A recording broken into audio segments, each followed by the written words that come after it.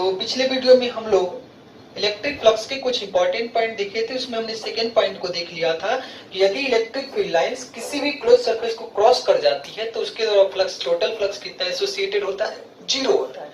अब हम next point को देखते हैं, बारी बारी से पॉइंट लिखेंगे थोड़ा फास्टली। अगला पॉइंट क्या है कि if the charge is outside from a close surface, यानी क्लोज सरफेस से बाहर में अगर चार्ज होती है, जैसे ही क्लोज सरफेस है और बाहर में चार्ज है, देखिए तो आपको पता है कि किसी भी चार्ज के द्वारा अगर पॉजिटिव है ये तो इलेक्ट्रिक फील्ड लाइंस ऐसे क्रॉस करेगी। तो इलेक्ट्रिक फील्ड लाइंस फिर से आप क्या देख पा रहे हो कि किसी भी क्लोज सरफेस को क्रॉस कर जा रही है तो उसके द्वारा फ्लक्स क्या होगा, 0। तो हमने क्या लिखा कि if the charge is outside from the close surface then flux is then close surface, तो हम लिखेंगे कि then flux due to the charge is 0। यानी कि यदि हमारी कोई आवेश किसी भी बंद सतह के बाहर होती है तो इसके द्वारा फ्लक्स का वैल्यू कितना होता है, 0 होता है। ऑब्जेक्टिव में डायरेक्ट पूछ देता है बोर्ड में कि किसी कोई भी चार्ज यदि बंद सतह से बाहर है तो वह कितना फ्लक्स बनाएगी, तो 0 फ्लक्स बनाएगी, वह कोई फ्लक्स नहीं क्रिएट करती है। अगले पॉइंट की तरफ चलते हैं।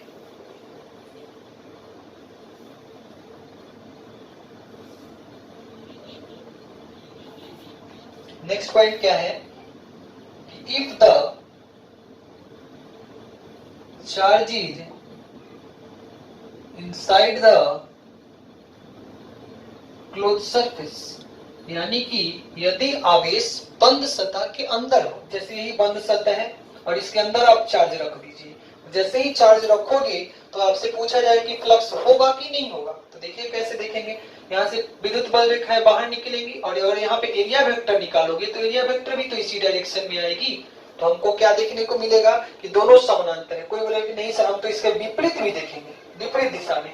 तो देखो यहाँ पर अगर एरिया लेते हो तो electric field lines plus charge से बाहर निकलती है, तो यह भी इधर और एरिया वेक्टर भी इसी डायरेक्शन में, तो दोनों तो एक ही लाइन पे, दोनों समानांतर। तो यहाँ भी थीटा 0 डिग्री और यहाँ भी थीटा 0 डिग्री। कहीं भी लेंगे, जैसे यहाँ लो तो इधर भी सेम तो इधर भी सेम, यानी यहाँ भी थीटा आएगा 0 डिग्री और यहाँ भी 0 डिग्री। यानी हमको यह समझ आता है कि यदि हमारी चार्ज अंदर होती है तो यहाँ पर देखिए फ्लक्स का वैल्यू प्लस, यहाँ भी प्लस, यहाँ भी प्लस, यहाँ भी प्लस, मतलब फ्लक्स का वैल्यू कभी भी 0 नहीं होगा। तो हम क्या लिखेंगे कि यदि हमारी आवेश किसी भी बंद सतह के अंदर होती है तो फ्लक्स का वैल्यू पॉजिटिव होता है, फ्लक्स का वैल्यू 0 नहीं होता है, नॉन 0 लिखेंगे direct. Then flux is non 0, flux का वैल्यू कभी भी 0 नहीं होगा। तो हमने 2 पॉइंट जाना कि यदि चार्ज बाहर होगी तो फ्लक्स 0 होगा, यदि चार्ज अंदर होगी तो फ्लक्स का वैल्यू नॉन 0 होगा। चलिए अब हम क्या करते हैं, छोटे छोटे 2 फिगर के सहारे आप इसे समझ लीजिए। और आपने जाना था कि फ्लक्स शेप से इंडिपेंडेंट होता है, चाहे सिलेंडर हो, चाहे स्फीयर हो, चाहे क्यूब हो, किसी तरह के शेप से यदि हम क्लोज करते हैं, जैसे ही चार्ज थी तो इस चार्ज को आप ऐसे क्लोज करो, ऐसे क्लोज करो, मतलब यह रैंडम शेप या क्यूब के शेप या सिलेंडर में क्लोज करो, ओके, या कोई भी शेप में क्लोज करोगे, कोई भी रैंडम शेप का लोगे, सभी के लिए फ्लक्स का वैल्यू सेम होगा, फ्लक्स में कोई चेंजिंग नहीं होगी। ओके, अब चलते हैं थोड़ा और आगे।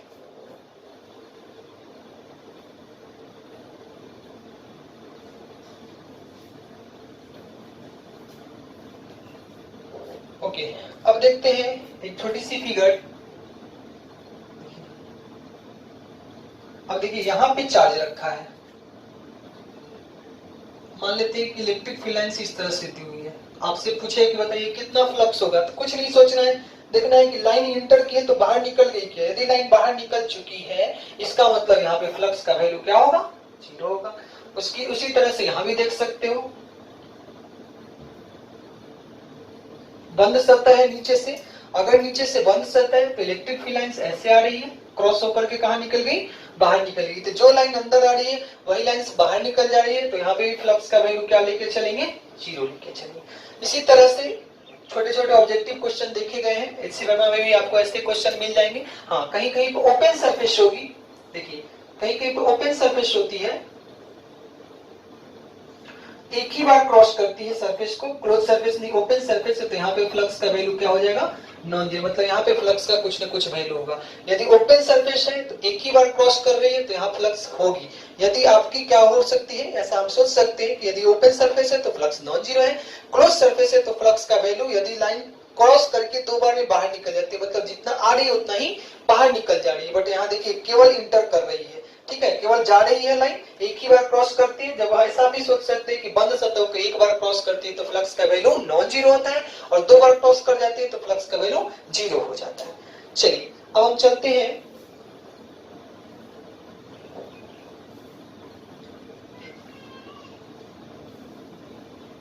हम मानते हैं कि देखिए अब किस तरह के दो प्रॉब्लम के टाइप और बताने हैं आपको। एक इस तरह का प्रॉब्लम कभी कभी दे देता है, देखिए इलेक्ट्रिक फील्ड इक्वेशन में दिया हुआ E1 I cap plus E2 J cap plus E3 K cap दिया रहेगा। उसी तरह से एरिया वेक्टर का भी डायरेक्शन कुछ इस तरह से दे देगा। मानते हैं कि एरिया वेक्टर दिया हुआ है A I कैप, ओके, यानी कि इलेक्ट्रिक फील्ड भी दिया हुआ है और एरिया वेक्टर भी दिया हुआ है। और आपसे पूछे है कि बताइए इलेक्ट्रिक फ्लक्स कितना होगा, तो बस कुछ नहीं करना है, इलेक्ट्रिक फ्लक्स का फॉर्मूला होता है E डॉट डेल्टा एस, और आपको क्या करना चाहिए, इलेक्ट्रिक फील्ड रखेंगे E1 I cap plus E2 J cap plus E3 K cap, और यहाँ से आपको डॉट प्रोडक्ट आना चाहिए A I कैप, और I को I के साथ डॉट करोगे तो यहाँ पर आपको टोटल फ्लक्स मालूम हो जाएगी। तो यहाँ पर केवल फ्लक्स का फॉर्मूला है, इसके बाद बाकी वेक्टर है, आपकी वेक्टर सही होनी चाहिए, क्योंकि I को I के साथ डॉट कर देंगे। कभी कभी ऐसा भी हो सकता है कि एरिया आपको X कंपोनेंट एरिया का Y कंपोनेंट भी हो, Z कंपोनेंट भी हो, इस सारी टाइप की प्रॉब्लम भी आएगी, तो आपको बस डॉट प्रोडक्ट आना चाहिए। और मेन चीज है कि इन दोनों को डॉट करने आने के लिए वेक्टर आना चाहिए। अगर आपकी वेक्टर की समझ अच्छी है तो आप आसानी से इलेक्ट्रिक फ्लक्स बता सकते हो। तो ये वेक्टर टाइप के क्वेश्चन। थर्ड क्वेश्चन हम देख लेते हैं कैसे पूछे जाते हैं। देखिए अभी तक हम जितने क्वेश्चन कर रहे थे उसमें इलेक्ट्रिक फील्ड कैसी थी, कांस्टेंट थी। अब मानते हैं कि इलेक्ट्रिक फील्ड वेरिएबल कहीं पे दी हुई है। जैसे देखिए इलेक्ट्रिक फील्ड का वैल्यू दिया हुआ है E not into x I cap. कैसे दिया है, E not into x I cap, यानी हमारी जो इलेक्ट्रिक फील्ड है वह एक्स डायरेक्शन में बदल रही है। और मान लेते हैं कि इस तरह से क्वेश्चंस दिए हुए हैं,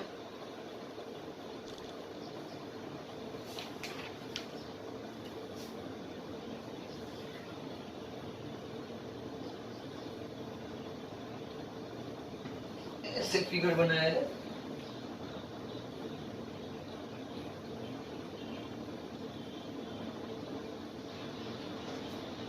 देखिए यह है आपकी एक्स एक्सिस, यह है आपकी वाई एक्सिस, और यह है आपकी जेड एक्सिस, सही है। तो आपकी इलेक्ट्रिक फील्ड इस डायरेक्शन में कन्वर्ट होकर मतलब चेंज हो रही है, और यहाँ पे हम लोग बना देते हैं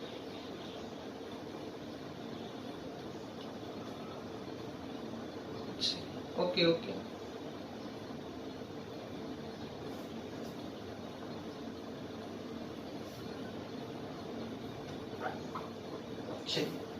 ये है आपकी जेड एक्सिस, ये है आपकी वाई एक्सिस, और आपकी प्लेट कुछ इस तरह से मतलब कह सकते हैं कि बंद सतह इस तरह से रखी है, जिसकी यहाँ से दूरी जो है इस वाले पॉइंट और इस वाले पॉइंट की जो साइड लेंथ है मानते हैं कि L है, यहाँ से दूरी है A, यहाँ से दूरी टोटल हो जाएगी, इस पॉइंट की दूरी कितनी हो जाएगी A प्लस L। तो आपसे पूछा जाएगा कि बताइए इलेक्ट्रिक फ्लक्स का वैल्यू कितना होता है। अब देखो सबसे पहले तो हम देखेंगे कि इलेक्ट्रिक फील्ड किस डायरेक्शन में, तो एक्स डायरेक्शन में है, तो इलेक्ट्रिक फील्ड एक्स डायरेक्शन में पहले कर लेते हैं। अब बारी बारी से एरिया वेक्टर देखेंगे। बट प्रॉब्लम क्या हो जाती है, जैसे इसी प्रॉब्लम को हमने पहले बताया था, तो वहां पर हमने देखा था कि एक इलेक्ट्रिक फील्ड बना दिया था हमने, और बनाने के बाद हम जैसे ही कैलकुलेट किए थे तो देखा क्या गया कि इलेक्ट्रिक फील्ड लाइंस अंदर गई और बाहर निकल गई। तो जब अंदर जाती है और पुनः बाहर निकल जाती है मतलब टोटल फ्लक्स जीरो होना चाहिए। और ये भी हम देख सकते हैं, यहाँ भी देखिए इलेक्ट्रिक फील्ड तो एक्स डायरेक्शन में है, इस पे ऊपर वाले सतह और नीचे वाले सतह, तो ऊपर वाले पे एरिया वेक्टर ऊपर, नीचे वाले पे नीचे, तो दोनों लंबवत होगी तो जीरो। उसके बाद हम क्या देखेंगे, सामने वाली सतह और अंदर वाली सतह। तो देखिए सामने वाले सतह पे एरिया वेक्टर अंदर बाहर की तरफ और अंदर वाले पे अंदर की तरफ, किंतु इलेक्ट्रिक फील्ड तो एक्स डायरेक्शन में, तो दोनों लंबवत। इसका मतलब ऊपर वाला नीचे वाले का फ्लक्स जीरो, आगे वाली और पीछे वाली सतह का फ्लक्स जीरो है, परंतु जो यह सतह है ए वाली और इसके सामने वाली, इन दोनों पर इलेक्ट्रिक फील्ड लाइंस यहाँ से अंदर जा रही है और यहाँ से बाहर निकल रही है, तो यहाँ पर फ्लक्स होगी और यहाँ पे भी फ्लक्स होगी। तो अब हम देखेंगे कि यही दोनों पे फ्लक्स कितना होती है जब इलेक्ट्रिक फील्ड देखिए वेरिएबल हो, क्योंकि यहाँ x का वैल्यू a रखेंगे तो electric field E not into A. अब x का वैल्यू a नहीं रखेंगे, इस बिंदु पर निकालना है, इस सतह पर निकालना है, तो लिखना पड़ेगा a प्लस एल, और जैसे ही इसको रख लेंगे तो आपका आंसर चला है। तो चलिए हमको अगर टोटल फ्लक्स निकालना हो ऐसे क्वेश्चन में तो कैसे निकालेंगे, नेट फ्लक्स। तो बारी बारी से सतह का नाम देते हैं 1, तो ऊपर वाले का 2, अंदर वाले का नाम देते हैं 3 और बाहर वाले का नाम दे देते हैं 4। ओके क्या, और इस वाले का नाम 5 और इस वाले का नाम 6। तो अगर नेट फ्लक्स चाहिए तो क्या लिखेंगे, 5 net is equals to 5-1 plus 5-2 plus 5-3 5-4 5-5 plus 5-6। सही है। अब क्या क्या है वो जरा सा देख लेंगे। 5-1 बराबर 5-2 बराबर 5-3 बराबर 5-4 इज इक्वल्स टू 0। क्यों लिखे, क्योंकि electric field and area vector, लिख ही देते हैं इसे, electric field and area vector is perpendicular.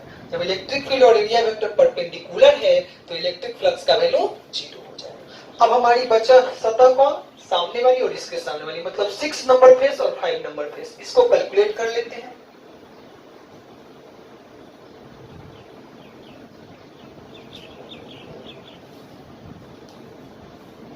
चलिए, यह है 6 नंबर की फेस और ये है आपकी 5 नंबर फेस, 6 नंबर। और देखिए यही ऑरिजिन था, तो यहां से इसका दूरी आपके क्वेश्चन ने दिया है कि a है, और इस जो हमारे पास ट्यूब है या घन है उसका जो साइड लेंथ है वह l दिया हुआ है, तो यहाँ से दूरी है l।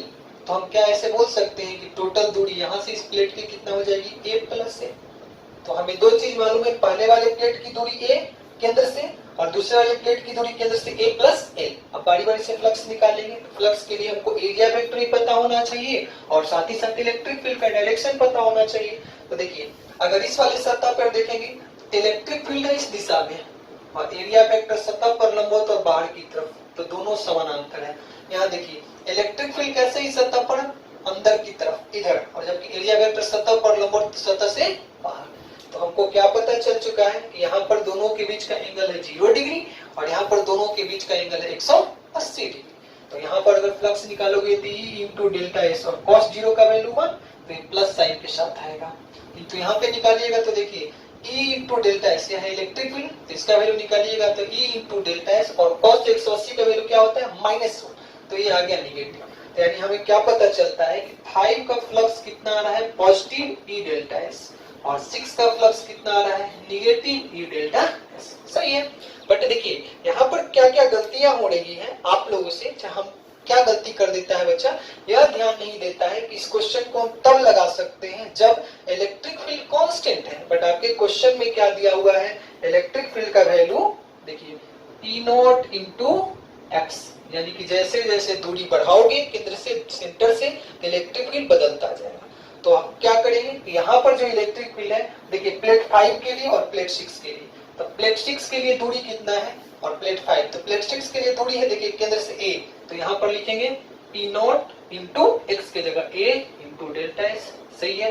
अच्छा यहाँ पे आइए प्लेट 5 के लिए, सॉरी ये प्लेट 5 था, प्लेट प्लेट 5 की दूरी है ना, पहले प्लेट 5 है तो प्लेट 5 की दूरी देखिए कितना a प्लस एल, तो यहाँ लिखेंगे E not into a plus L into delta S. और नीचे चलते हैं, प्लेट 6 से नीचे लिखा गया था, प्लेट 6 की दूरी कितना है a, तो यहाँ पे आंसर हो जाएगा E not into a into delta S. अब यहाँ देखेंगे कि यह माइनस साइन के साथ था या प्लस साइन के साथ था। यदि अब आपसे कोई पूछ दे टोटल फ्लक्स बताइए, फिगर आप समझ चुके होंगे कि दो प्लेट है, एक प्लेट है केंद्र से a दूरी पर, दूसरी प्लेट है केंद्र से a प्लस l दूरी पर, तो यहाँ पर एक बार x के जगह a डालेंगे और एक बार x के जगह a प्लस l डालेंगे। हमने बस गलती कर ली, ऊपर 6 था नीचे 5 था, ये ध्यान देना है कि 6 कहाँ लिखे और 5 कहाँ लिखे हो।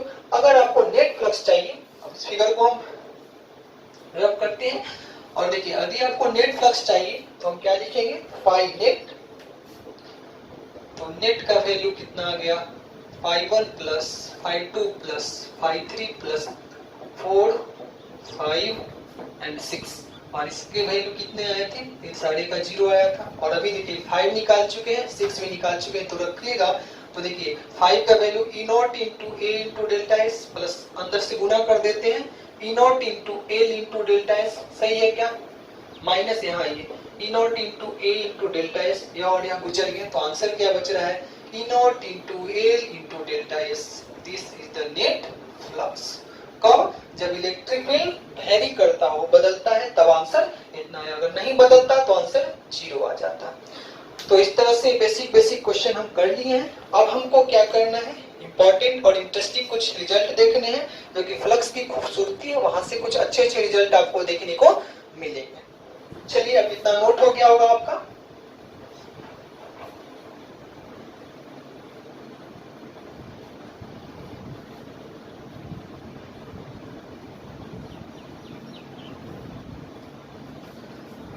ओके, अब हम देखेंगे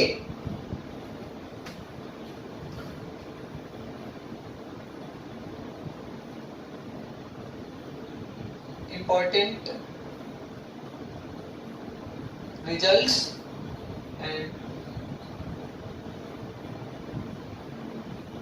सम बेसिक क्वेश्चंस। यानी सबसे इंपॉर्टेंट देखो, इसमें क्या है ना कि क्वेश्चन ही है। ओके, शायद ये नहीं दिख पा रही है ऊपर वाली पॉइंट।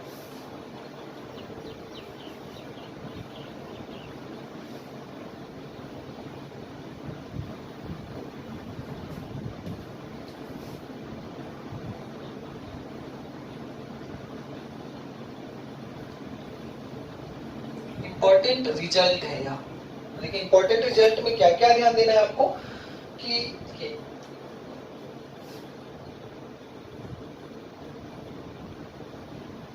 चार्ज यहाँ एक बार रखते हैं, एक बार चार्ज यहाँ रखते हैं अंदर में। ओके, तो आपसे पूछा जाएगा कि बताइए फ्लक्स कितना होगा। तो हम देखेंगे कि यहाँ चार्ज सतह के बाहर है क्या? तो जब चार्ज सतह के बाहर होती है तो फ्लक्स का वैल्यू 0। यदि चार्ज सतह के अंदर में रखी है तो फ्लक्स का वैल्यू होगा, ओके क्या? फ्लक्स का वैल्यू यहाँ पे नॉन जीरो होती है। अच्छा, अब हमको क्या देखना है?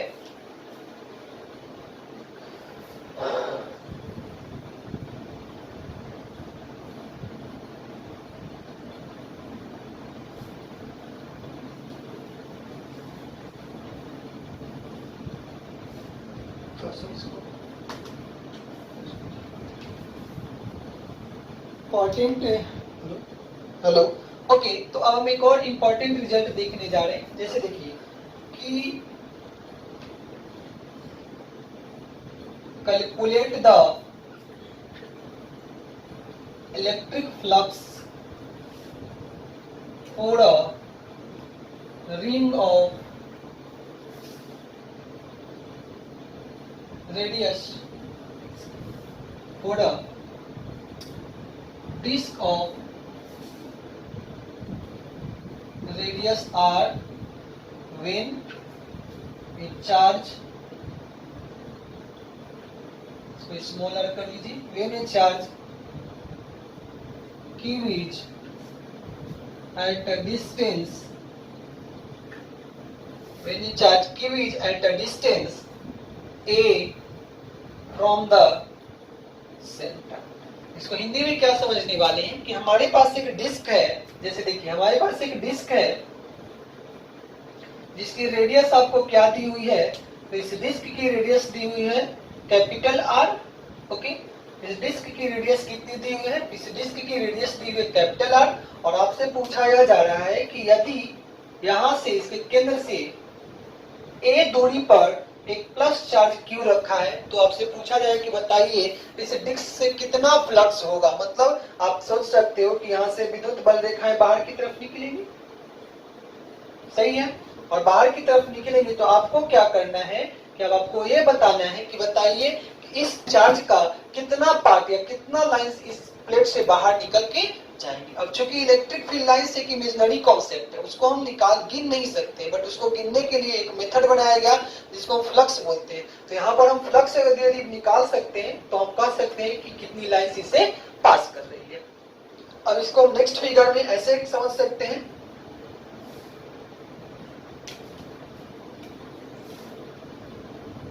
एक बार और क्वेश्चन को आप समझ लीजिए कि कहना क्या चाहता है कि यदि आपके पास एक डिस्क रखी हुई है, देखिए यही डिस्क है जिसकी रेडियस है कैपिटल आर और इसके केंद्र से ए दूरी पर एक प्लस चार्ज रखा हुआ है, तो आपसे पूछा जाएगा कि बताइए इस चार्ज के कारण कितना फ्लक्स इस प्लेट में होगा। तो ऐसे करके आप सोच सकते हो कि कितना फ्लक्स होगा, मतलब कितनी नंबर ऑफ लाइंस इससे गुजर रही होंगी। ओके, और इसी को काउंट करना है, यानी इसी को हमको बताना है। मतलब सिंपली कह सकते हो कि कितना फ्लक्स इस डिस्क से हो रही है, यही निकालनी। तो चलिए यहाँ पर हम इंटीग्रेशन का यूज करेंगे, कुछ रिजल्ट आएंगे। उस रिजल्ट के बाद देखो इसी क्वेश्चन को अभी हम लॉन्ग मेथड से बनाएंगे और इसी क्वेश्चन को शॉर्ट मेथड से बनाएंगे कि एक लाइन में आंसर चला आएगा। बट आपको ये मेथड जाननी चाहिए क्योंकि हमेशा या मैक्सिमम केसेस में आपको इंटीग्रेशन का यूज करके ही आंसर निकालना होगा। जैसे यह रिजल्ट देखिए और यहाँ पे चार्ज क्यू है।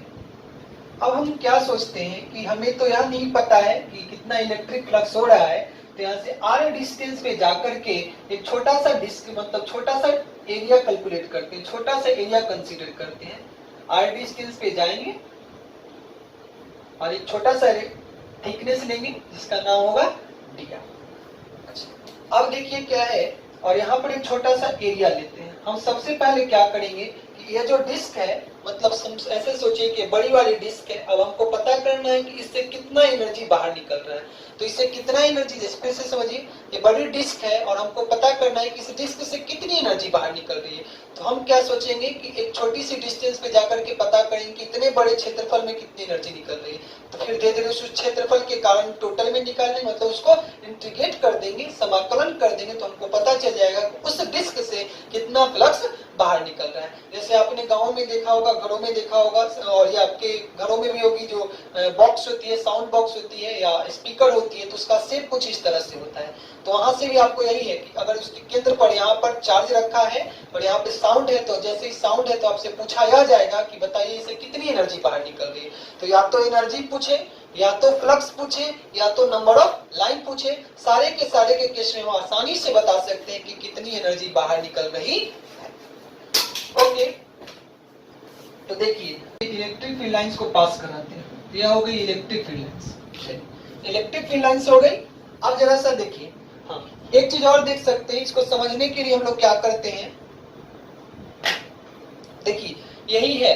तो आप जरा सा इस डिस्क को देखिए, यही आपके डिस्क है, सही है। तो ए आपकी डिस्क है, आपसे पूछा जा रहा है और ये आप ऐसे देख सकते हो। ओके, क्या ये रेड वाली देखिए पॉइंट, इसी तरह से रेड वाली चार्ज है, ये डिस्क है, तो आपसे यह पूछा जाएगा कि बताइए इस डिस्क से कितनी फ्लक्स बाहर निकलेगी। ये जो डिस्क है इस तरह से पूछा जाएगा कि इससे कितना फ्लक्स बाहर निकल रहा है। ओके, तो अब हम कैसे करेंगे, तो हम क्या करते हैं कि ये जो डिस्क है, देखिए इस डिस्क में कुछ दूरी पर जाकर के छोटा सा एरिया कट करते हैं। यहाँ पे डिस्क देखिएगा, इसके केंद्र से कुछ दूरी पर जाएंगे और एक छोटा सा एरिया कट करेंगे, सही है क्या। तो ये यहाँ से आर दूरी पर गए हैं और आर दूरी पर जाने के बाद छोटा सा एरिया कट कर लिए। अब आप फिर से इसको समझ लीजिए, यही क्वेश्चन था। अब अपनी तरफ से देखिए, यहाँ पर चार्ज रखा है, ये डिस्क है, और आपसे पूछा जाए कि बताइए इस चार्ज के कारण कितना फ्लक्स बाहर निकल रही है इस डिस्क से होकर के। तो सबसे पहले हम क्या करेंगे, केंद्र से आर दूरी पर जाएंगे और आर दूरी पर जाने के बाद एक छोटा सा डिस्क कट करेंगे और उसके द्वारा फ्लक्स निकालेंगे और पुनः जब उसको इंटीग्रेट कर देंगे तो हमारा आंसर चला। ओके, तो जैसे अब इसी को हम यहाँ पे करके देखते हैं, ये ऐसे रखी हुई है, तो हमने एक छोटा सा डिस्क कैलकुलेट किया, कट किया है, और उस पर हम निकालना चाह रहे हैं फ्लक्स की वैल्यू। चलिए अब हम बारी बारी से, ए दूरी हुई दी हुई थी ए, इसको हमने आर मान लिए, तो क्या यह दूरी हो जाएगी ए स्क्वायर प्लस आर स्क्वायर। अब यह डिस्क ऐसे रखा हुआ है, जब डिस्क यहाँ देखिए डिस्क है हमारे पास, तो डिस्क है ऐसे, तो इसका एरिया वेक्टर आपको कैसे होगा, इस पर लंबवत और बाहर की तरफ। तो देखिए यहाँ पर एरिया वेक्टर कैसे होगा, इस पर लंबवत और बाहर की तरफ। अब इस एंगल को हम मान लेते हैं अल्फा, तो यह अल्फा है, तो यह भी एंगल कितनी हो जाएगी, अल्फा हो जाएगी, क्योंकि यही लाइन है और यह समानांतर है, तो कितनी हो जाएगी, अल्फा। तो जो अल्फा यहाँ है वही अल्फा यहाँ है। अब हमें क्या पता चल चुका है कि इलेक्ट्रिक फील्ड का डायरेक्शन एरिया वेक्टर का डायरेक्शन और दोनों के बीच का एंगल। और आपसे पूछता है कि बताइए इलेक्ट्रिक फ्लक्स कितना होगा, तो हम जानते हैं कि electric flux is equals to cyclic integration E dot delta S. तो हमने क्या किया है कि छोटा सा एरिया लिया है, वैसे भी लिख सकते हैं E into delta S into cos, और दोनों के बीच कितना एंगल है अल्फा, और बीच में इंटीग्रेशन का साइन। अब देखिए आगे बढ़ते हैं जरा।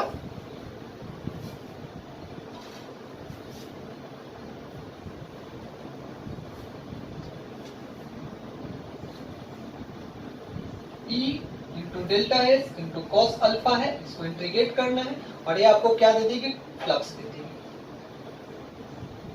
Electric flux. अब कहां से कहां तक इंटीग्रेट करेंगे, तो देखिए आपका जो रेडियस है वह कहाँ है, 0 से लेकर के r तक है। अब ऐसे ऐसे डिस्क को कैलकुलेट करते हुए कहां तक जाना है, अभी आपने लिया है 0 से लेकर के r, तो उसी तरह से कैलकुलेट करते कहां तक जाएंगे, कैपिटल R तक। तो यहाँ लिखेंगे 0 से लेकर के कैपिटल R, सही है। तो जैसे ही आपने लिमिट ले लिया 0 से लेकर के कैपिटल R, अब देखिए इलेक्ट्रिक फील्ड।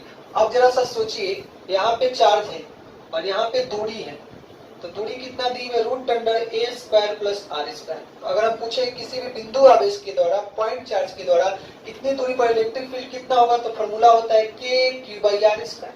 तो उसी तरह से यहाँ रखेंगे, देखिए इंटीग्रेशन 0 से r, के क्यू का वैल्यू है, क्यू दिया हुआ है बाई आर स्क्वायर। तो अगर यह रूट में है, इसका स्क्वायर करिएगा तो रूट से बाहर चला आएगा, ए स्क्वायर प्लस आर स्क्वायर। अब चलते हैं एरिया वेक्टर।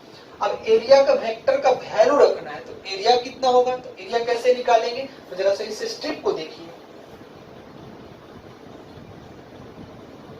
इसकी त्रिज्या है r और इसका थिकनेस आपको दिया हुआ है dr और त्रिज्या है r। तो यदि हम चाहें कि ए वाला जो रिंग बन रहा है या पतली वाली जो डिस्क बन रही है यहाँ पर, डिस्क का पार्ट, उसका एरिया कितना होगा, तो देखिए अगर इसको हम कट करके ऐसे कर देते हैं पतला, तो इसकी लंबाई कितनी होगी, तो जैसे इसको कट करके ऐसे करोगे, लंबे करोगे, तो वृत्त की परिधि के बराबर, तो परिधि होगी 2 पाई r और थिकनेस कितना दिया हुआ है dr। तो कोई पूछे कि बताइए क्षेत्रफल, तो लंबाई गुने चौड़ाई, तो इसका एरिया कितना हो जाएगा 2 पाई r इंटू dr, और यही क्या है हमारी डेल एस है।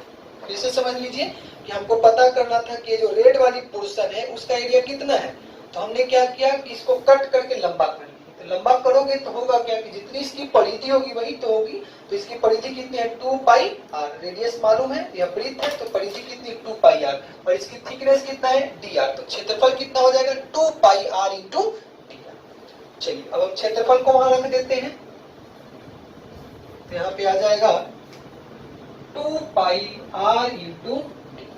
अब एक टर्म आ रहा है cos अल्फा। जरा सा इस त्रिभुज में ये जो ट्रायंगल है, यहाँ पे देखिए यह a है, यह r है, यह अल्फा है, और यह कितना है root under A square plus B square. तो यदि हम cos अल्फा निकालना चाहिए तो cos अल्फा होता है बेस, तो b बटा हाइपोटेनस, तो root under A square plus B square, वहां पे रख लीजिए, बेस के जगह a है ना, तो बेस की जगह a रखिए, a बटा root under A square plus. और आगे बढ़ते हैं। अब तो यहाँ सिंपल इंटीग्रेशन है, जिन जिन लोगों को इंटीग्रेशन आता है वो आसानी से कर लेंगे। चलिए इस फिगर को देखते हैं, तो ऐसा भी लिख सकते हैं क्या, electric flux, total electric flux जब इंटीग्रेशन करेंगे तो 0 से r, और यहाँ हो जाएगा k 2 pi q into a। देखिए k q 2 पाई है, जो कांस्टेंट है उसको बाहर कर लेते हैं, और यहाँ बचा r इंटू dr। ओके, अब नीचे चलते हैं, तो नीचे क्या हमारे पास बच रही है, देखिए यहाँ a square plus R square है, और यहाँ a square plus R square का रूट का मतलब 1/2, तो गुना में पावर ऐड होती है, तो ऐसे भी तो लिख सकते हैं a square plus R square की पावर 1 प्लस 1/2 इक्वल्स टू 3/2।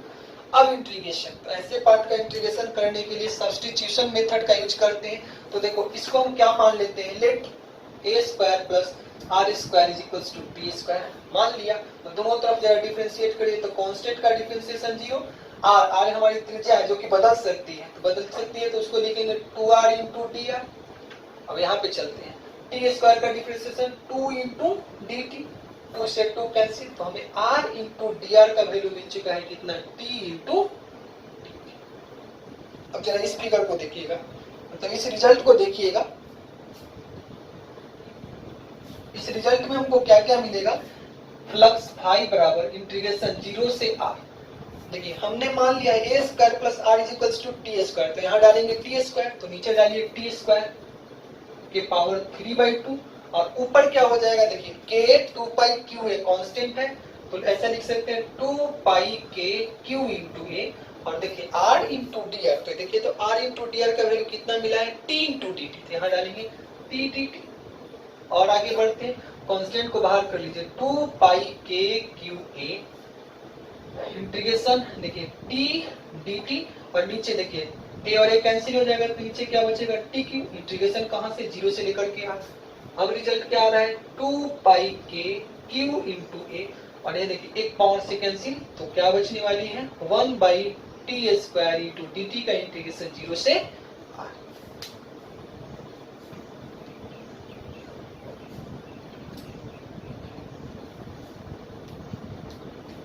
अब इसका इंटीग्रेशन करोगे तो फ्लक्स का वैल्यू मिलेगा, देखिए ये हो जाएगा 2 पाई के क्यू इंटू ए, और इंटीग्रेशन टी के पावर माइनस 2 डी टी 0 से लेकर के आर, 2 पाई के क्यू ए, और ये हो जाएगा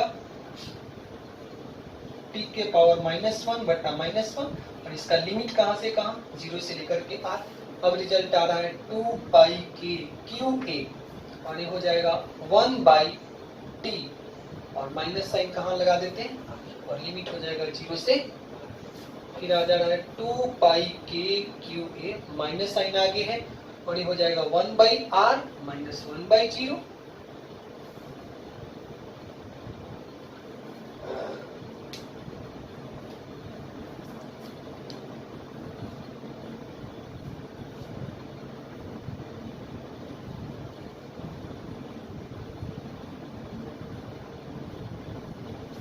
देखिए यहाँ तक हमारा रिजल्ट आ चुका है, अब हमको लिमिट पुट करनी है, तो लिमिट पुट करते समय ध्यान देंगे कि देखिए यहाँ पर r जो है कहाँ से r का वैल्यू वेरी कर रहा था 0 से लेकर के r, बट प्रॉब्लम क्या आ जाएगी कि हम गलती से आप t का वैल्यू पुट कर दोगे, या तो t को कन्वर्ट कर लीजिए, तो हम ऐसा भी तो लिख सकते हैं, यहाँ देखिए फ्लक्स का वैल्यू -2 पाई के इंटू क्यू इंटू ए, तो सही है, और देखिए 1 बाई टी, और आपने माना क्या था, देखिए आपने माना था A square plus R square is equals to T square, तो क्या टी का वैल्यू ना निकलेगा root under A square plus R square, तो इसको यहाँ रख दीजिए, यहाँ रखोगे तो 1 बटा root under A square plus R square का लिमिट 0 से लेकर के आर। अब आप लिमिट पुट कर सकते हो, तो इलेक्ट्रिक फ्लक्स फाई -2 पाई के क्यू ए, ओके। अब चलते हैं यहाँ पे, अपर लिमिट पुट करोगे तो आंसर आ गया कितना, root under A square plus R square, okay क्या। और लोअर लिमिट पुट कीजिएगा, आर का वैल्यू 0, तो आंसर आएगा 1 बाई, सही क्या। अब माइनस साइन को उधर लेके चले जाएगी, तो फ्लक्स का वैल्यू निकल के आया 2 पाई के क्यू ए, अच्छा अंदर बच रहा है 1 बाई ए माइनस 1 बटा root under A square plus R square. अब और आगे चलते हैं,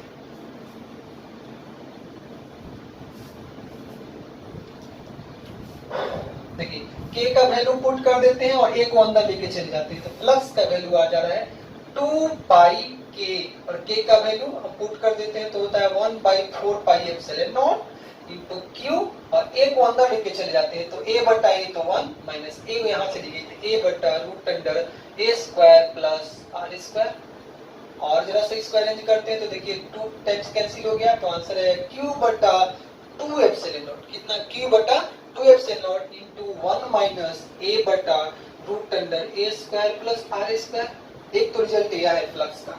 और देखिए जरा सा ट्रायंगल में जाइएगा तो वहां पर क्या देखोगे कि cos अल्फा का वैल्यू क्या आया था, तो cos अल्फा का वैल्यू आ चुका था, यही तो ट्रायंगल थी आपकी, इधर से बना लीजिए समझ आ जाएगी, यही था अल्फा, यहाँ था a, यहाँ था r, और यह था a square plus R square. यदि cos अल्फा चाहिए तो बेस बाई a बटा root under a square plus R square, तो यहाँ भी देखिए a बटा root under a square plus R square, तो क्या हम ऐसे लिख सकते हैं क्या, q बटा 2 epsilon naught into 1 minus cos alpha, और यही आपका क्या है इलेक्ट्रिक फ्लक्स का रिजल्ट है। किसी भी डिस्क से उसके केंद्र से a दूरी पर यदि चार्ज q रखा है तो कितना उससे इलेक्ट्रिक फ्लक्स पास करेगी। ओके, और यहाँ पर हम बारी बारी से लिख देते हैं कि अल्फा क्या है, अल्फा एंगल था, ठीक है, सेमी एंगल भी बोल सकते हैं, एंगल था, वो आप पेंसिल से देख लीजिएगा। और यही आपकी फिगर थी,